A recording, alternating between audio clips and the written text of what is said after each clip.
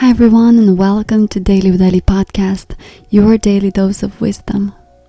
The purpose of our podcast is for us to learn to be better humans one day at a time. Every episode we explore a wise quote or intriguing idea that will expand your emotional intelligence and soften your heart. This being said, let's get into it. The wise quote of today is: "If I accept you as you are, I will make you worse. However, if I treat you as though you are what you are capable of becoming, I help you become that." End of quote by Johann Wolfgang von Goethe.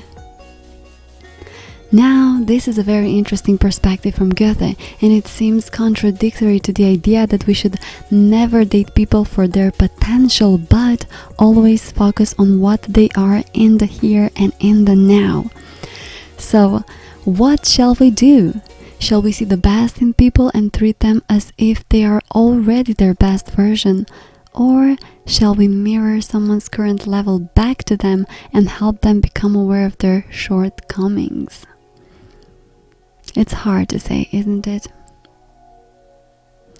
And I say this because practically, it is really hard to not speak to the person when they do things that hurt you. Sometimes calling someone out on their shimmer is the best wake-up call.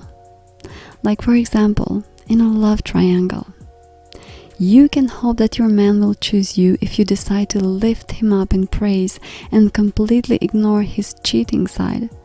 But nothing guarantees you those results.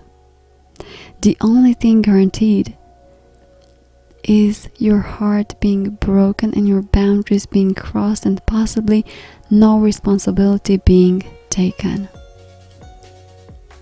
But not if you speak up for yourself and what you believe in and stand for. When it comes to seeing the best in your child, though, that is a whole new different situation.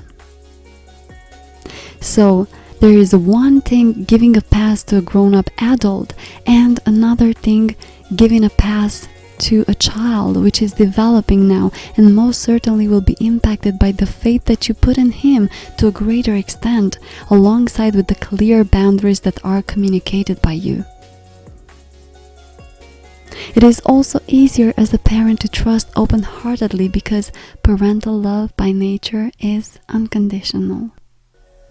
Romantic relationships should not fall in the unconditional category, because adults need to keep themselves accountable for their actions. I feel that this is a very sensitive topic, honestly, because the success of this practice depends a lot on both the giver and the receiver of it. Some people who receive a second chance, for example, are extremely grateful, and because internally they are committed to growth, they raise up to the occasion.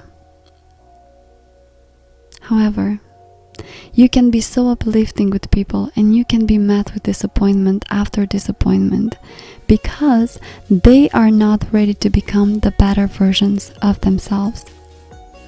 Maybe they can't even accept that they deserve better and they can do better. As with any relationship, you need two people to make it work, and you can't force anyone's process of growth.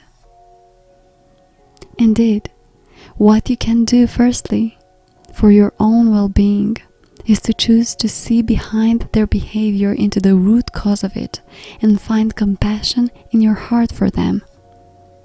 Yet, at the same time, decide if you want them in your life based on how they make you feel as well. If I accept you as you are, I will make you worse. However, if I treat you as though you are what you are capable of becoming, I help you become that. End of quote by Goethe. So my challenge for you today is to look at your partner or someone you love and try to paint a picture of whom they would be if they could heal their past traumas, come to terms with their past and present, and let go of what weighs them down. Paint that picture and stay with it. Stay with it for 10 minutes and you will see why I asked you to do this. This being said, I want to thank you again for taking the time to tune in and listen, my loves. Make sure to subscribe for more and share in the comments below any topics that you would love me to tackle in the next episodes. I'm Elisa, and until next time, remember, you have all the answers deep within. My mission is to take you there.